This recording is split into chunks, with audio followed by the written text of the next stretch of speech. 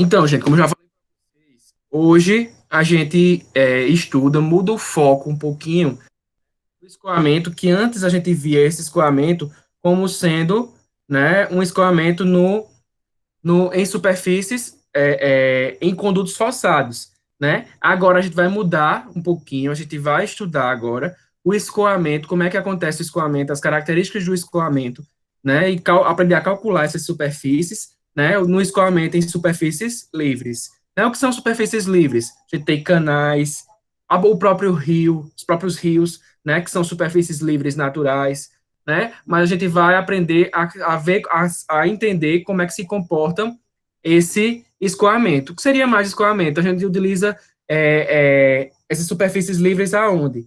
Principalmente na construção de estradas, né? Nós temos uma construção de estradas, então nós temos lá aquelas é, estruturas de drenagem, né? Que são estruturas de drenagem, essas estruturas vão receber a água que cai sobre a estrada, né? Então, vão receber para que a água encontre um direcionamento para que ela não fique represada na própria estrada. Então, essa também é uma superfície livre, as sarjetas, né? Então, a gente vai aprender agora a entender como é que funcionam essas superfícies livres e o escoamento dessas superfícies, caracterizando o movimento do fluido através das características geométricas da seção, ok? Então, como eu falei para vocês, nos condutos livres ou canais, a característica principal é a presença da pressão atmosférica. A gente até agora entendeu, né, analisou que lá no conduto forçado a gente tinha a pressão atuando, né? Mas no conduto livre nós temos geralmente sempre, né, o líquido na seção aberta, né? O fluido na seção aberta. Então, consequentemente, eu vou utilizar a pressão atmosférica, né? Então, é a pressão atmosférica que está atuando sobre a superfície do líquido, né? Então, qual é a pressão atmosférica? A gente trabalha, gente, com pressão relativa. Então, pressão relativa, a pressão atmosférica relativa é zero, né? Então, o valor referente à pressão atmosférica é para a pressão absoluta, quando a gente estiver trabalhando com pressões absolutas, né? Através do zero absoluto. Mas agora a gente está estudando em relação, falando, né? Trabalhando com pressões relativas, né? Então, quando nós temos numa seção aberta, como é o caso desse canal aqui, ó, desse canal, nós temos o fluido passando, ele está em contato com a atmosfera, né? Então, a pressão atuante aqui é a pressão atmosférica. E aqui, nós temos um conduto fechado, né? Numa seção fechada. Mas por que aqui nós temos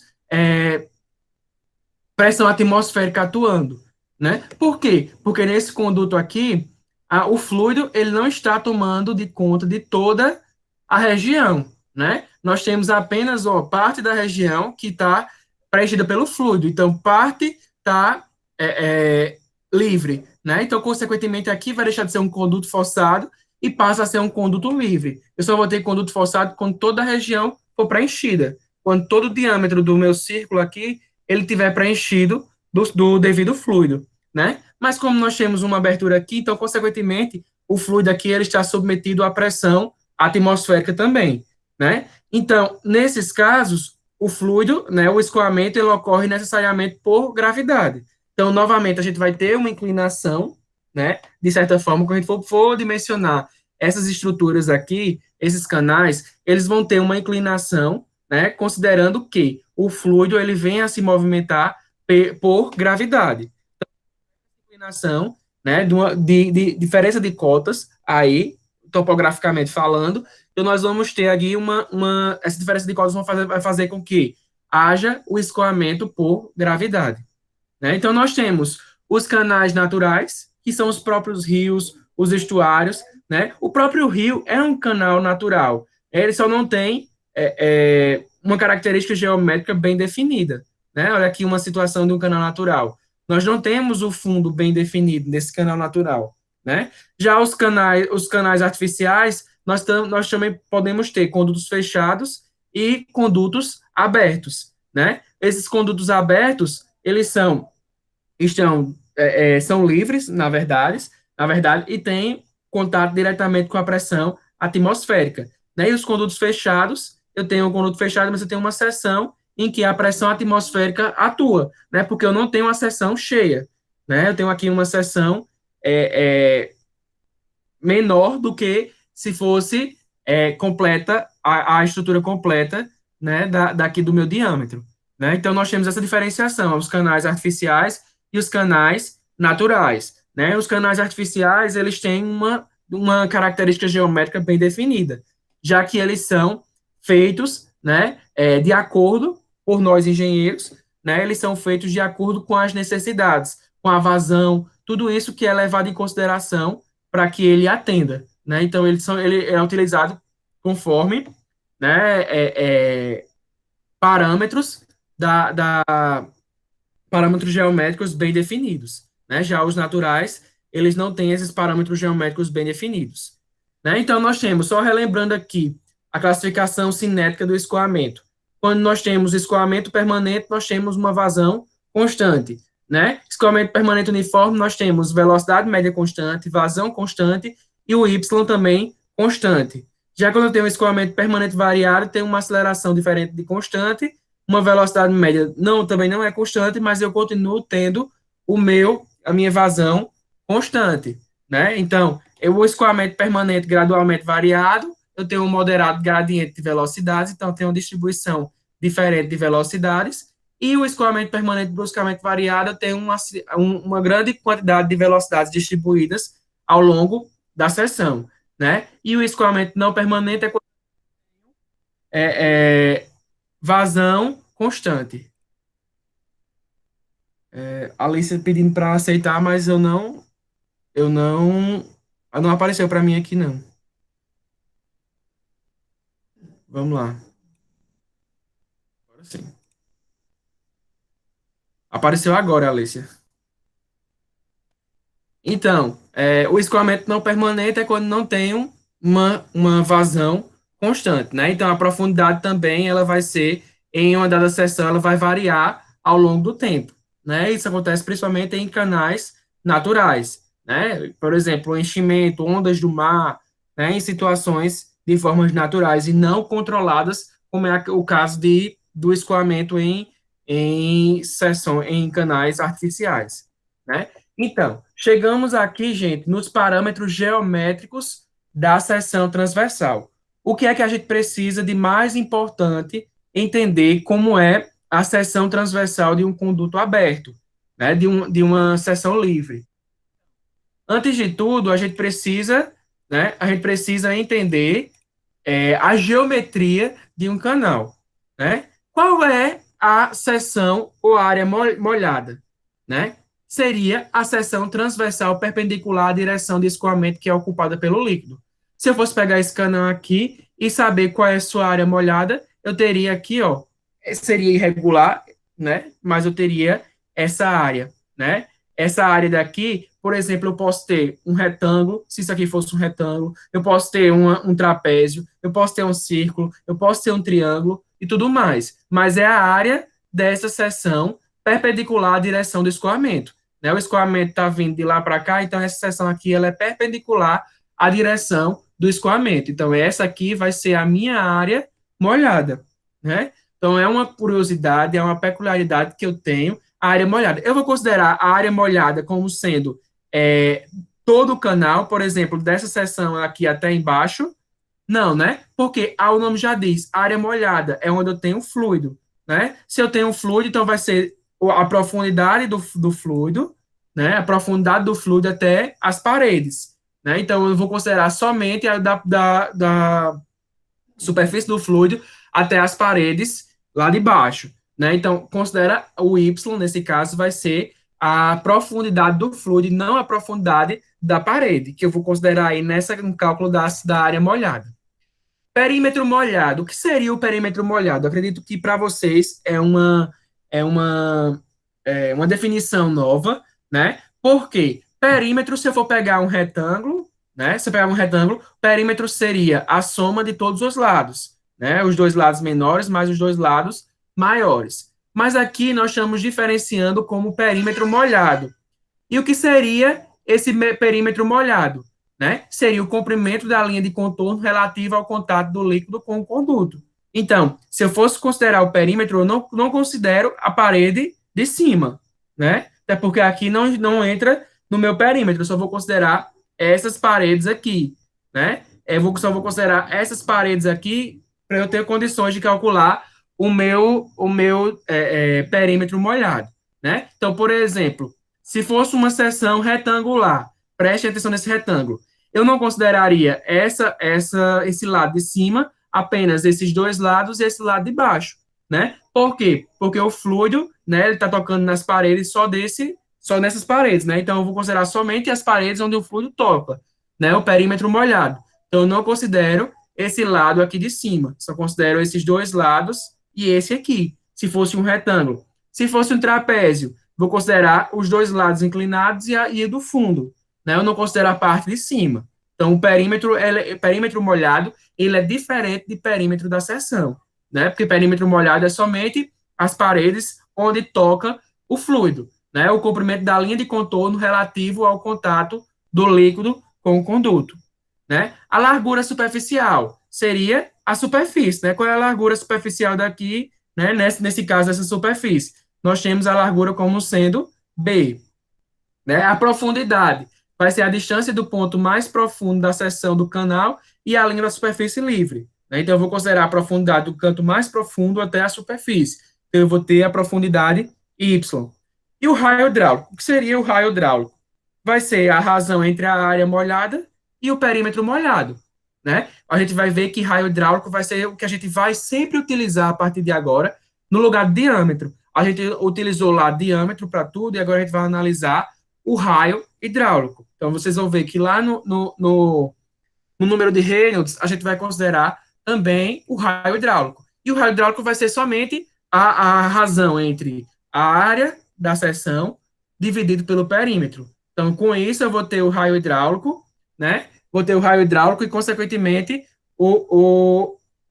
as características geométricas, o que vai definir as características geométricas vai ser esse raio hidráulico que a gente vai utilizar para dimensionar, para calcular a vazão e para fazer o que quiser com relação ao que eu queira saber acerca desse canal, né? E profundidade hidráulica seria a razão entre a área molhada e a largura superficial, né? A área molhada A, né? Dividido por B aqui, pela largura superficial. Então, essas são as características geométricas de acessão que eu vou considerar no meu cálculo a partir de agora, né? Analisando uma a uma. Seção transversal e área molhada, né? A seção transversal engloba toda a área de escavação para a construção do canal, né? E a área molhada corresponde à seção transversal perpendicular à direção do escoamento, né? Ocupada pelo fluido e pode variar de acordo com a vazão de alimentação do canal.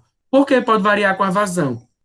Então, se eu aumento a vazão, consequentemente, eu estou aumentando o meu Y, né? Se eu aumento o meu Y, consequentemente, vou estar aumentando a área molhada. Se eu diminuo a vazão, o Y vai diminuir, né? E eu tenho uma redução na área molhada. Então, seção transversal é a área completa, e a área molhada é só até onde o fluido toca, né? Até o Y, até onde ele toca. Então, vou considerar nos meus cálculos não a seção transversal, mas sim a área molhada, né? Perímetro molhado, como eu já disse, a linha que limita a seção molhada junto às paredes e ao fundo do canal. Então, quanto maior for o perímetro molhado de um canal, maior será a superfície de contato, né? E isso, o atrito ocasionado por este contato contribui para reduzir a velocidade do escoamento. Se quanto maior tiver esse contato com as paredes, consequentemente, eu vou ter aqui um aumento, né, do atrito, consequentemente, a gente já viu isso, que se eu tenho um aumento do atrito, consequentemente, eu vou ter uma redução da velocidade, porque eu vou ter perda de carga, né? Então, aqui eu tenho uma situação onde eu tenho o perímetro molhado de um trapézio, por exemplo. Né? Eu não considero essa base de cima, a base maior do trapézio. Só considero os dois lados e a base menor, né? Que é o fundo do canal. E aqui nós temos um retangular, que eu vou considerar só essa área que está destacada aqui. Ok? Então vamos lá. O raio hidráulico, como eu já falei para vocês, vai ser a relação entre a área molhada e o perímetro molhado de um canal. Então, daqui eu tenho uma área molhada, eu vou dividir pelo perímetro e vou ter o raio hidráulico. Qual vai ser a unidade do raio hidráulico? Vai ser metros, né? Por exemplo, se eu tenho uma área aqui de metros quadrados e tem um perímetro em metros, então metro quadrado dividido por metro, eu vou ter aqui um raio hidráulico em metros, né? Então, esse raio hidráulico vai ter a unidade de metros para mim.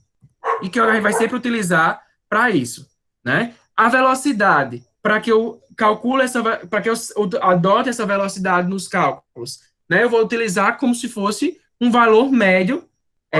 Por quê? Porque na área molhada completamente eu vou ter uma distribuição de velocidades, né? Então essa velocidade ela vai variar com a posição e com a profundidade. Por exemplo, no fundo do canal a velocidade vai ser menor. Por quê? Porque vai ser a camada do fluido que está em contato com a superfície do canal. Consequentemente, eu vou ter uma perda maior aqui no fundo do que lá na superfície, né? Então, nesse caso, eu vou considerar uma velocidade média, nesse caso. Eu não vou considerar a velocidade como sendo essa distribuição de velocidades. Então, nesse cálculo, eu vou adotar a velocidade média, né? E como eu já falei, o atrito entre a superfície livre e o ar acentua a diferença das velocidades, né? Eu tenho diferentes velocidades aqui em torno de toda a seção do fluido, né? Então, a gente viu na aula passada como é que eu iria classificar o escoamento de acordo com o número de Reynolds, né? E Reynolds também previu uma classificação para canais, né? Porque eu tenho que diferenciar os condutos forçados, a relação de sair nos condutos forçados, como também para os condutos abertos, né? Então, nesse caso, eu vou utilizar o Reynolds aqui, né? Como? Reynolds vai ser, a gente viu que lá para condutos forçados seriam Reynolds igual a ρ vezes V, né, o ρ vezes a velocidade, vezes o diâmetro sobre μ, que é a viscosidade. No lugar, a única diferença vai aqui que no lugar do diâmetro, eu estou utilizando o raio hidráulico, né, o raio hidráulico que eu calculei de acordo com as características geométricas da seção, né, isso. E aqui, os parâmetros que eu tenho para classificar seriam diferentes dos outros, né. Lá nós tínhamos um escoamento laminar abaixo de 2.000, com o número de Reynolds 2.000. Aqui a gente já tem um escoamento laminar com o número de Reynolds abaixo de 500, né? E acima de 2.000 nós temos um escoamento turbulento. E entre 500 e 200 nós temos um escoamento de transição. Então, consequentemente, aqui eu tenho uma diferença nos parâmetros adotados para classificar o escoamento, né? Com o número de Reynolds abaixo de 500 é laminar, acima de 2.000 eu já tenho um escoamento turbulento, né? Então, como é que vai se comportar a energia? Como é que a gente analisa a energia nisso aí? Né? Em qualquer seção transversal de um conduto livre, a carga ela pode ser obtida a partir dessa expressão aqui, né? A energia que a gente estudou lá. A H vai ser o Z, né? Que é o que a gente já tinha na fórmula. Y vai substituir quem? P1 sobre gama no conduto forçado. Né? No conduto forçado a gente usava P sobre gama, então a gente agora vai utilizar Y. E quem é Y? É a profundidade do canal, né? P sobre gama lá seria justamente essa altura do conduto, né? Então, aqui nós temos o Y representando P sobre gama e V, a velocidade média, ao quadrado sobre 2G, referente à carga cinética, né? E no escoamento livre, a carga de pressão, ela, como já falei para vocês, ela pode ser substituída pela profundidade do escoamento, com as pressões elas sendo consideradas como hidrostáticas, né? Então, a linha piezométrica, ela vai ser coincidente com a superfície, né? Então, se a superfície, ela for, eu tenho uma inclinação I, então a linha piezométrica vai seguir essa inclinação, né? Então, essa linha, essa declividade vai ser denominada de gradiente hidráulico, né? Então, todos os canais, eles terão uma declividade. A gente não vê um canal que ele seja totalmente reto, com a igualdade das suas cotas. Então, nós temos uma diferença de cota, que essa diferença de cota, ela vai fazer o quê? Ela vai nos proporcionar que haja o movimento do fluido, através desse canal. Por quê? Porque eu vou ter condições de que a gravidade interfira e fomente esse movimento do fluido, né, ocasionado pela própria gravidade. Né? Então, nós temos definindo a energia específica como sendo a carga medida a partir do fundo do canal, nós temos a energia sendo o Y, que é a profundidade do canal, mais V ao quadrado sobre 2G, né? E existe um valor mínimo de E, que é a energia crítica, que corresponde à profundidade determinada crítica, né? Então, se eu tenho um E, vai ser uma profundidade para que haja escoamento. A partir dessa profundidade, acontece escoamento. Abaixo dessa profundidade, nós não temos, né, o escoamento. Então, quando o escoamento ela ocorre com uma profundidade superior à profundidade crítica, nós temos o escoamento subcrítico, né? Quando o escoamento ocorre com uma profundidade igual à profundidade crítica, nós temos o escoamento crítico, né? E inferior à profundidade crítica, nós temos supercrítico. E como é que eu sei se o escoamento ele é subcrítico, crítico ou supercrítico? Né? Eu vou analisar aqui, né, como é que estão os regimes, o regime de escoamento, né, do canal. Se eu tenho uma vazão, se a vazão ela é constante, ela é a mesma, né, o que vai determinar o regime do escoamento nesse caso vai ser a declividade do canal. Né? Se eu tenho um canal mais íngreme, né, nesse caso aqui, eu vou ter, consequentemente, um escoamento maior, e esse escoamento vai ser subcrítico, né? Então, assim, para uma vazão constante, escoando em canal prismático com profundidade superior à crítica, nós teremos um escoamento, como eu disse para vocês, subcrítico, né?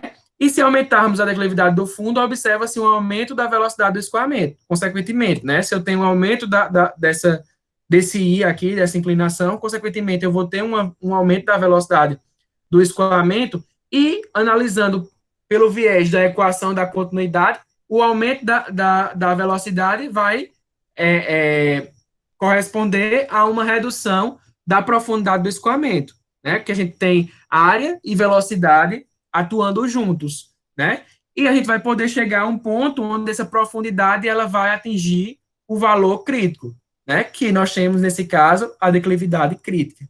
Como é que a gente chega a essa classificação, né, no escoamento? Então, a gente vai utilizar o número de Froude, né? Que o número de Froude vai ser definido como a raiz quadrada da relação entre a força de inércia e a força da gravidade. Trocando em miúdos, o número de Froude vai ser a velocidade dividido por GH. Quem é esse H? Vai ser o Y, né? A profundidade do escoamento.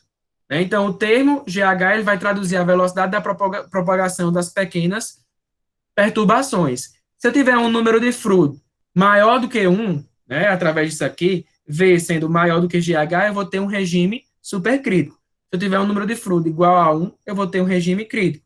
E se eu tiver um número de Froude maior do que 1, eu vou ter um regime subcrítico. Menor do que 1, desculpa, eu vou ter um regime subcrítico. Então, isso vai me dizer como é que está acontecendo o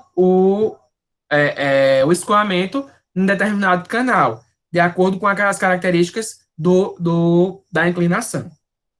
Né? Aqui nós temos o escoamento crítico, né? O escoamento subcrítico, que também é chamado de escoamento fluvial, e aqui nós temos o escoamento torrencial, ou que é também chamado de escoamento supercrítico. Né? Aí vamos a um exemplo. Aqui, em um canal regular de seção trapezoidal de declividade constante, né? Tem uma declividade constante, com largura de fundo igual a 1 metro, né? Inclinação dos taludes, um horizontal, um vertical, né? A altura d'água é igual a 0,80 e a velocidade média é 0,85 metros por segundo. Né? Verifica a influência das forças viscosas e da gravidade, avaliando os regimes de escoamento através da determinação dos números de Reynolds e Froude. Né? Eu quero classificar o escoamento através dos números de Reynolds e dos números de Froude. Né? Número de Reynolds, eu preciso calcular o raio hidráulico.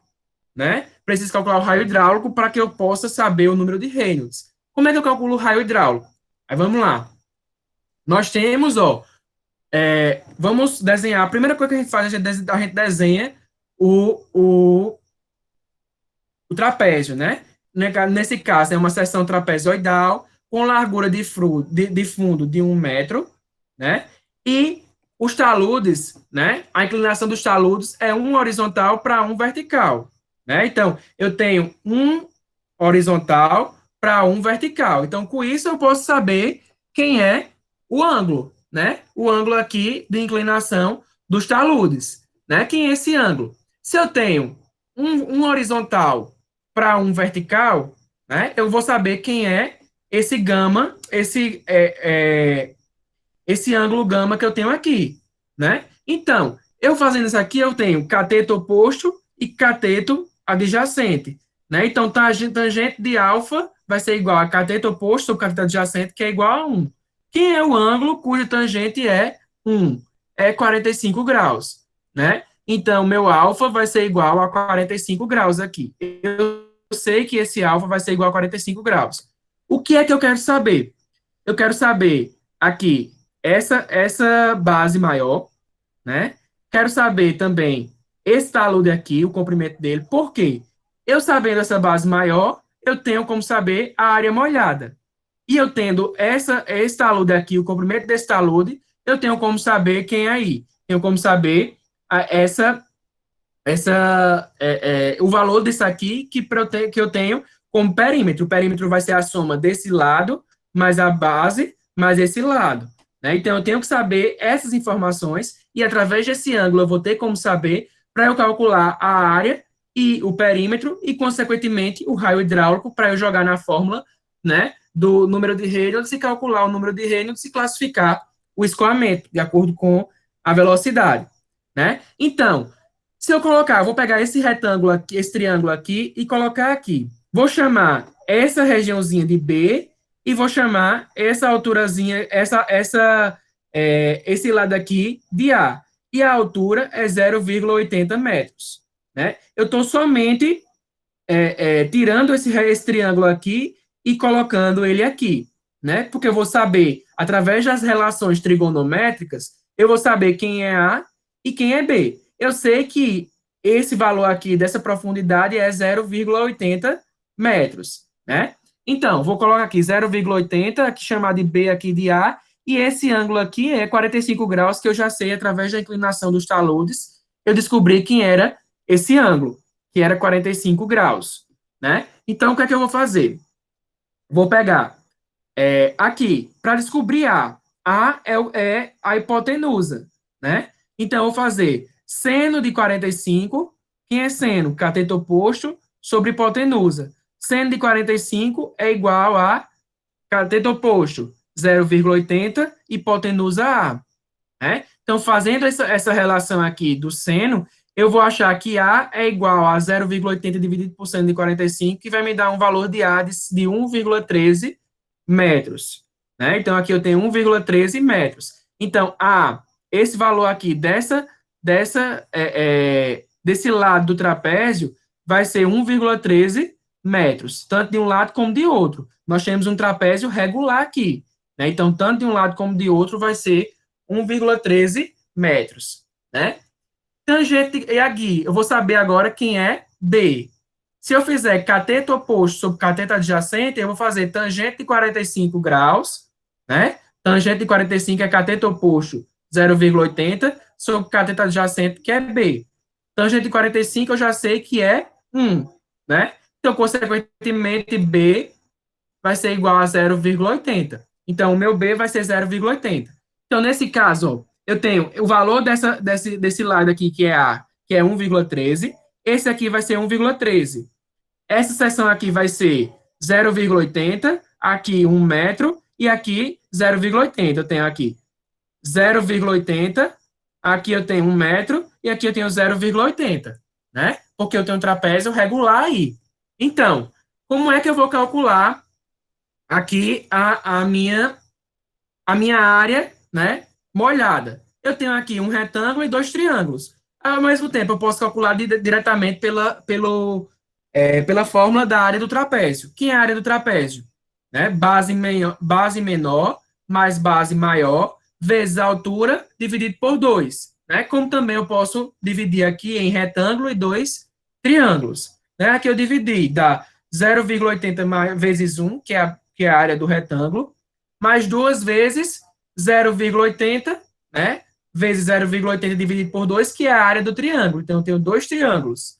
Né? Então, eu vou ter 0,80 mais 0,64, então eu vou ter uma área de 1,44 metros quadrados. O que é que fica mais fácil para mim aqui? Se eu também pegar base maior, né, que aqui vai ser 0,8 mais 1 mais 0,8, que me dá um valor de 2,6, vezes 0,80, que é a altura, né, mas, no caso, vai ser 2,6 mais 1, que é base maior, mais base menor, vezes 0,80 dividido por 2, que vai dar esse mesmo valor aqui de 1,44 metros quadrados, que é a área do trapézio, né? Vai ser a área do trapézio. Quem vai ser o meu perímetro molhado, né? Vai ser 1 mais o valor desse lado, que a gente achou que era 1,13, e aqui é 1,13. Então, vai ser 1,13 mais 1 mais 1,13.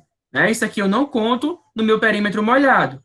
Então, aqui eu vou ter um perímetro molhado de 3,26 metros. Né? 1 mais 1,13 mais 1,13, eu vou ter um perímetro molhado de 3,26. Pronto. Já tenho área molhada e já tenho perímetro molhado. Agora eu preciso saber quem é o meu raio hidráulico, né? Raio hidráulico vai ser a área molhada dividido pelo perímetro molhado, né? Então, vai ser 1,44 dividido por 3,26. Então, aí eu vou ter um raio hidráulico de 0,44 metros, né? Vou ter um raio hidráulico de 0,44 metros. A partir disso aí, eu já posso fazer os meus cálculos, né? Eu sei aqui que o número de Reynolds vai ser V vezes o raio hidráulico vezes o ρ dividido por mi, né? Então, eu tenho aqui Reynolds igual a V. Quem é V? Eu sei que no meu cálculo aqui, eu tenho, no meu exemplo, eu tenho que velocidade média é 0,85 metros por segundo. Então, V vai ser 0,85, raio hidráulico, já calculei, 0,44 metros, né? Rho, quem vai ser Rho aqui? Vai ser da água, né? Que eu tenho, que é a água que está escoando, né? Estou dizendo que nesse caso, que é a água que está escoando, então o Rho vai ser 1.000, não é isso? E o Mi vai ser o Mi da água, que é 1,10 elevado a menos 3 Pascal vezes segundo, né? Então, com isso, eu vou ter um valor de Reynolds de 374 mil, né? Consequentemente, eu vou ter um escoamento turbulento, né? Então, o número de Reynolds igual a 374 mil, eu vou ter um escoamento turbulento, né? Como é que eu vou calcular agora o número de fluidos?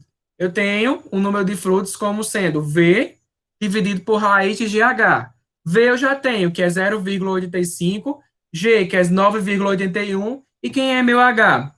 0,80, né? Então, nesse caso, o número de fluido deu 0,30, 0,30 é menor do que 1, né? Se é menor do que 1, então eu vou ter, ó, um regime subcrítico, né? O valor de número de fluido é menor do que 1, então, consequentemente, eu vou ter um regime subcrítico. Então, aqui eu analisei o escoamento, considerando ele turbulento e considerando ele subcrítico, né? Caracterizei o escoamento nesse canal, considerando as duas classificações de acordo com os dois dimensionais que nós aprendemos, né? E nós precisamos, antes de tudo, como também no conduto forçado, classificar esse escoamento, né? Mas agora a gente vai ver como é que acontece a resistência no escoamento. Como aula passada a gente estudou essa resistência no escoamento em um conduto, a gente vai estudar agora como é que acontece essa resistência ao escoamento em condutos livres, né? Como nos condutos forçados, os cálculos, eles são baseados em equações de resistência, né? Então, aqui nós temos os cálculos para entender como é que se comporta a resistência no conduto livre, nós temos cálculos baseados em equações de resistência, né? Que essas equações, elas ligam a perda de carga em um trecho, a velocidade média, ou também a vazão, através dos parâmetros geométricos e da rugosidade do perímetro molhado. A gente vai usar alguns dados tabelados, né, para identificar como é que é essa rugosidade desse perímetro molhado. E a gente também vai calcular os parâmetros geométricos da seção para que eu possa entender como é que se comporta essa vazão, essa velocidade, considerando a resistência no escoamento, né? Então, para o caso que eu tenho do escoamento permanente e uniforme, nos canais prismáticos, né, no trapézio, trapezoidal, retangular, circular, semicircular, triangular, né, com a declividade de fundo baixa, pode ser feita a partir da condição de equilíbrio entre as forças que atuam sobre a massa desse fluido, né. Aí chegou Chezy, né, através disso, ele elaborou uma equação que é considerada a equação fundamental do escoamento permanente, né, uniforme em canais, e essa equação de Chezy, ela partiu da equação de Darcy-Weisbach, que a gente viu lá na aula passada, através da equação para condutos forçados. Né? Então, para condutos livres, Darcy utilizou uma equação baseada na equação universal de perda de carga, né, para considerar agora o escoamento não em conduto forçado, mas como sendo em conduto livre. Né? Então, ele considerou que a velocidade média do escoamento seria igual a C, que é um coeficiente de resistência, ou um coeficiente de rugosidade de Chezy, vezes a raiz do raio hidráulico vezes a declividade do canal. Então, ele está considerando aí a declividade do canal em metros por metro, né? E o raio hidráulico considerando as características geométricas, e C seria um coeficiente de resistência ou coeficiente de rugosidade de Chezy, que leva em consideração as características de resistência ao escoamento do fluido, para que eu possa calcular essa velocidade.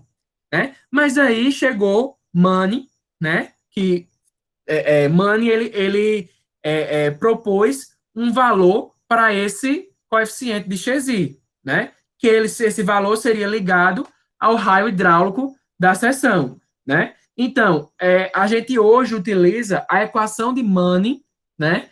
Para calcular a velocidade e, consequentemente, a vazão que está escoando um determinado canal. Por quê? Porque Money ele pegou esse C da equação de Chezy e chegou a um consenso que o C seria igual a R, o raio hidráulico elevado a 1/6, sobre N, né? Então, através dos resultados de experimentos de Money, ele chegou a esse valor para o coeficiente de Chezy e, consequentemente, chegou até a da velocidade, né? Chegou a equação da velocidade. Por quê? Pegou o C lá que ele colocou e jogou na fórmula de Chezy para chegar na fórmula de Mannix como sendo V igual a 1 sobre N, raio hidráulico elevado a 2/3, vezes I, que é a declividade, elevado a 1/2, né? Que essa equação, chamada de equação de Manning, ela é válida para escoamentos permanentes, uniformes e turbulentos rugosos, com grande número de Reynolds, com o número de Reynolds elevados, né? Então, nesse caso, N refere-se à rugosidade das paredes da seção.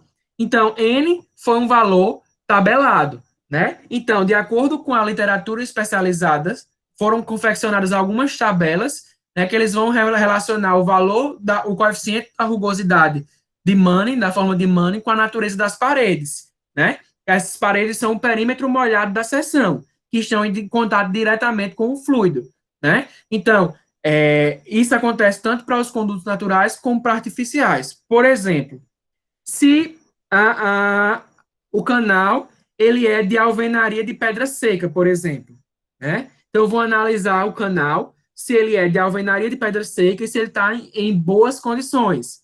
Então, eu vou utilizar o N como sendo 0,033. Mas se ele está em péssimas condições, eu vou analisar 0,035. Mas se eu for dimensionar, né? Se eu for dimensionar, eu vou levar em consideração com o quê?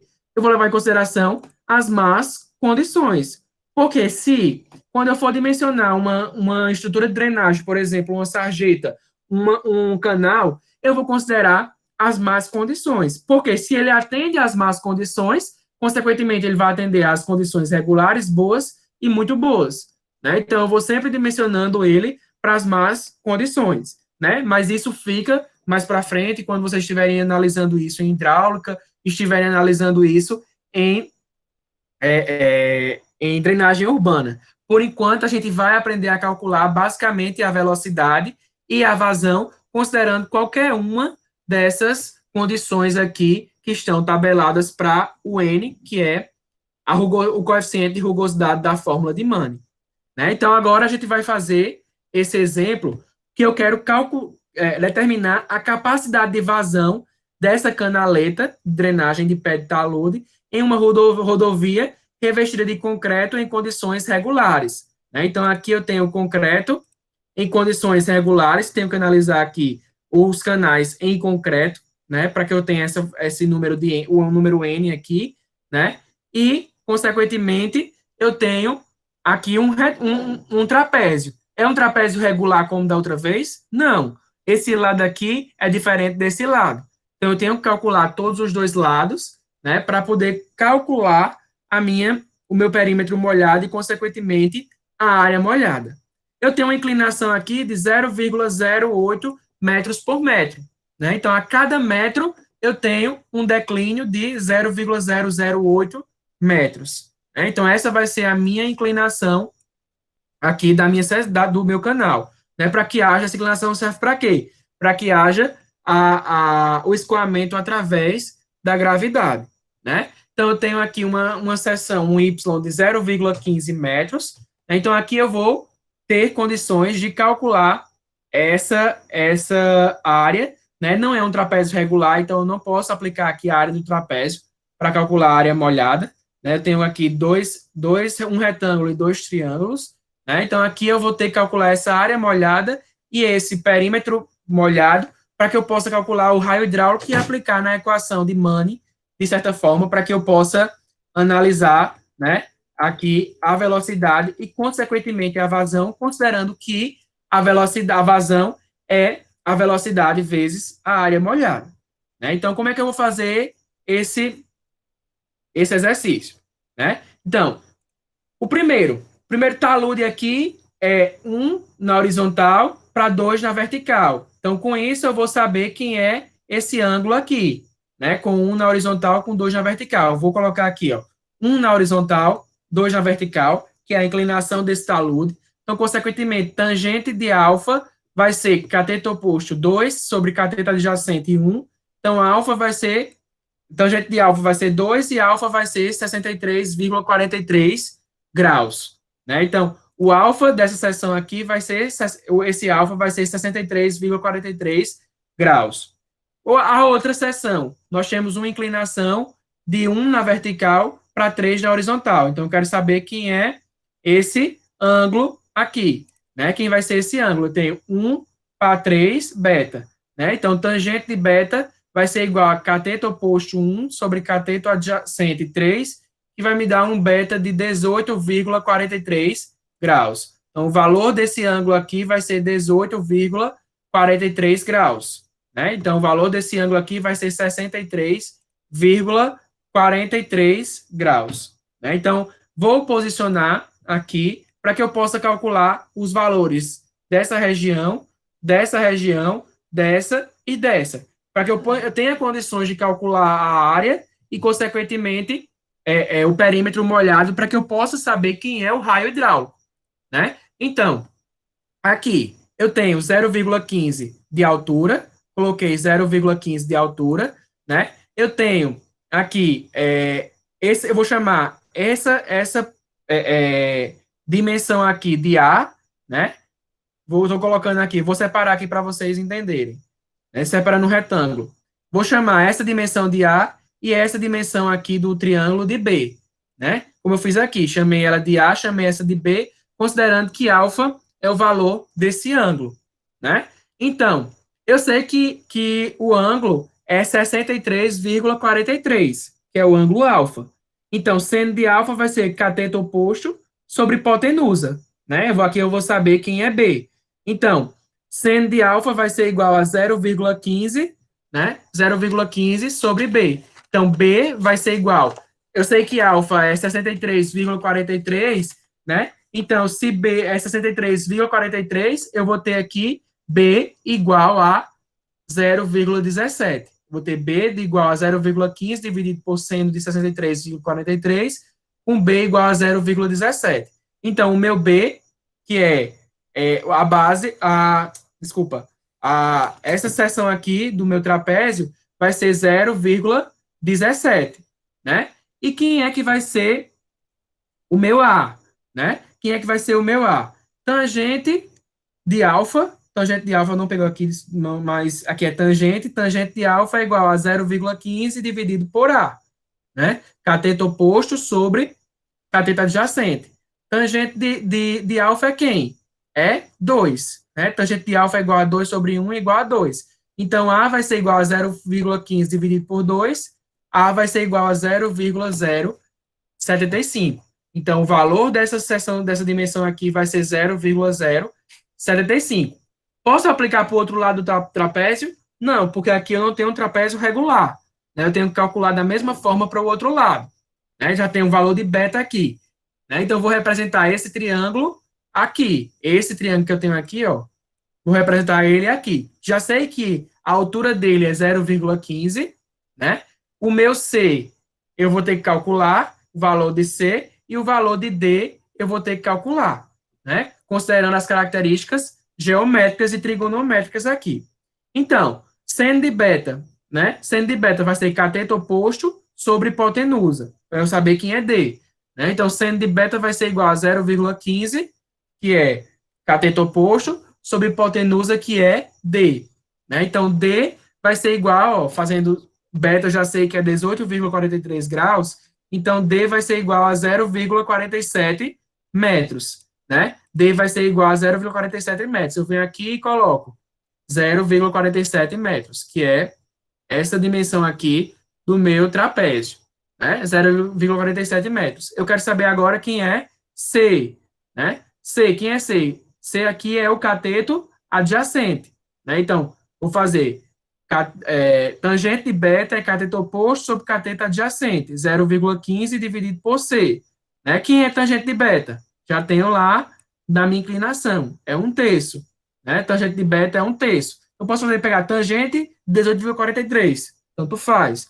Mas eu sei que tangente de beta aqui vai ser 1/3. É igual a 0,15 sobre C, então, consequentemente, C vai ser igual a 0,45. Então, esse valor aqui vai ser 0,45. Então, aqui eu tenho o trapézio todo dimensionado, né? Tem o trapézio todo dimensionado. O que é que eu vou fazer aqui? Né? Eu vou analisar aqui, dividir ele, né? Eu tenho dois triângulos e um retângulo.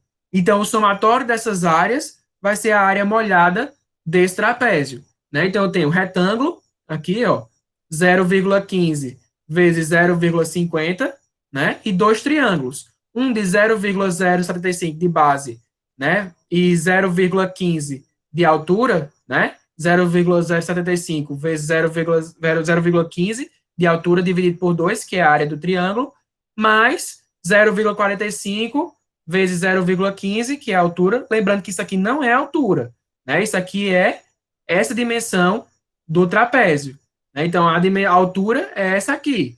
Então, vai ser 0,45 vezes 0,15 dividido por 2, que é a área do triângulo, né? Tenho essa área desse triângulo e essa área desse triângulo. Então, fazendo toda essa soma aqui, eu vou ter uma área de 0,11 metros quadrados. Né? Então, nesse caso aqui, eu vou ter uma área de 0,11 metros quadrados, né? Uma área molhada. Quem vai ser o meu perímetro molhado? Né? Vai ser 0,17 mais 0,50 mais 0,47, né? Que é o perímetro molhado dessa seção. Eu não incluo essa parte de cima aqui, né? Eu só incluo a parte que está em contato com o fluido, nesse caso, a água, né? Então, eu tenho aqui perímetro 0,17 mais 0,50 mais 0,47, tendo um perímetro de 1,14 metros, né? Consequentemente, eu já tenho a área molhada e o perímetro molhado, então eu vou ter a área 0,11 metros quadrados dividido por 1,14 metros quadrados, eu vou ter um raio hidráulico de 0,096, né? Fiz o estudo geométrico da seção. Então, agora, vou, através da equação de Manning, calcular a velocidade. Por que eu vou calcular a velocidade? Eu tenho um N. Quem vai ser esse N?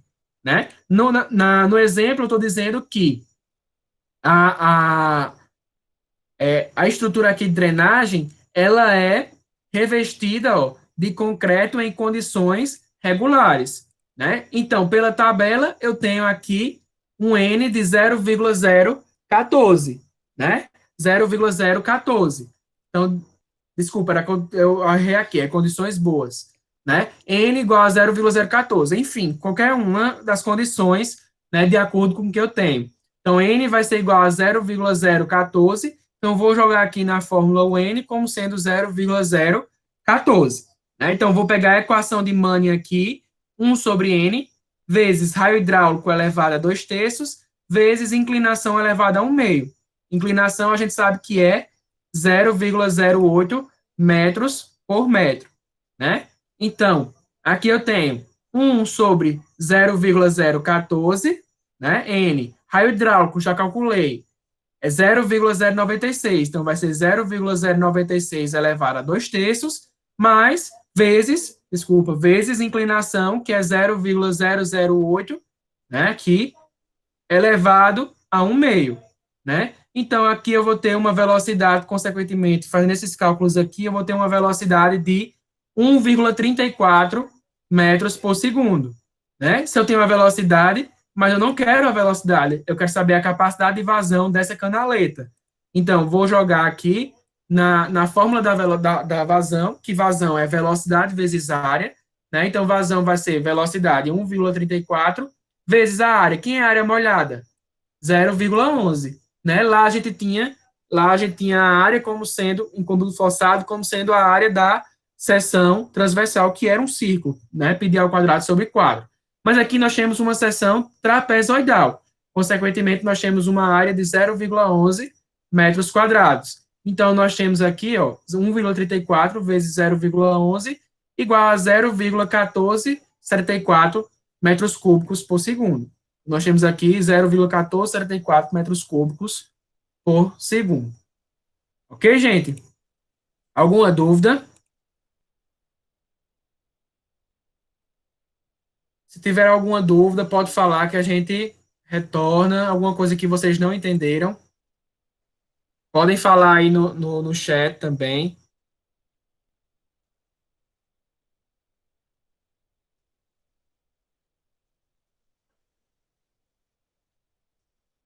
Nenhuma, gente, nenhuma dúvida.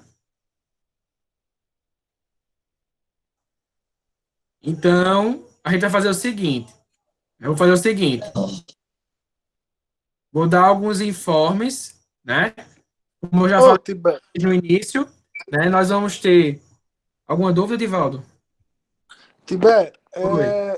na questão do exercício que era para entregar hoje, teve uma lá, uma questão de uma turbina, que eu fiquei meio em dúvida se podia zerar a velocidade, que é aquela questão que ela é repetida no exercício 7 e 8. Bem dizer, só muda algumas coisas, que é de um reservatório para um rio e tem uma turbina lá embaixo.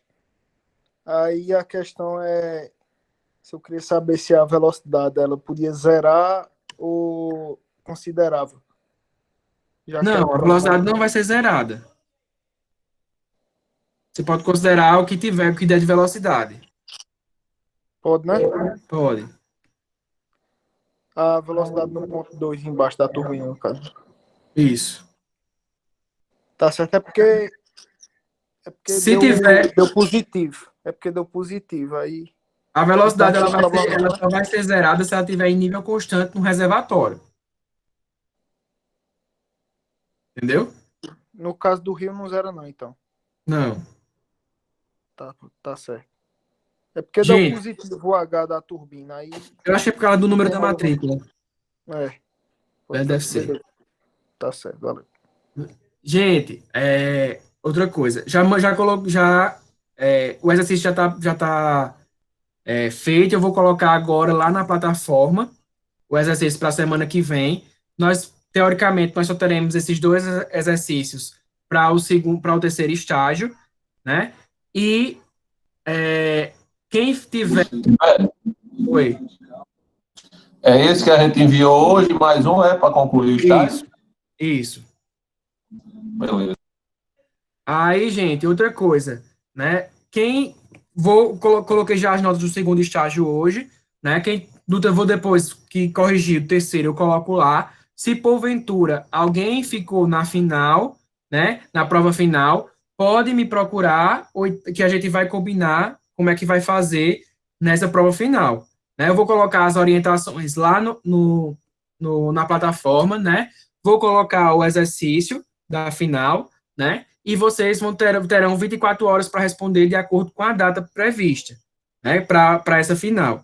Então, eu vou colocar lá, né? Para quem ficou na prova final, né? O exercício, e todo mundo vai ter o acesso, né? Na plataforma para que venha a responder a atividade, né? E mandar. Para quem for para a final, claro, né? Para quem não for para a final, não foi para a final, né? Esse é o último exercício, né? Essa é a nossa última aula, né? Nós concluímos aqui todo o conteúdo de mecânica dos fluidos, né? Então, quem tiver, quem passar por média, né? Já terminando esse exercício, né? Já está de férias, né? Quem não precisa ainda da prova final, nós marcaremos essa prova final, a data de entrega do exercício referente à prova final.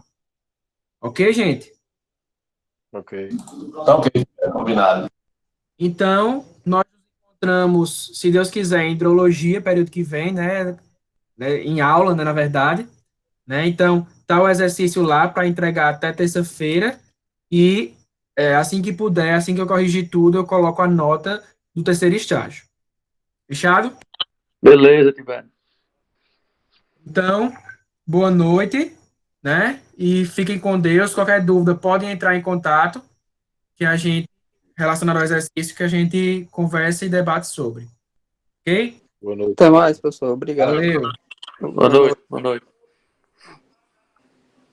Boa noite.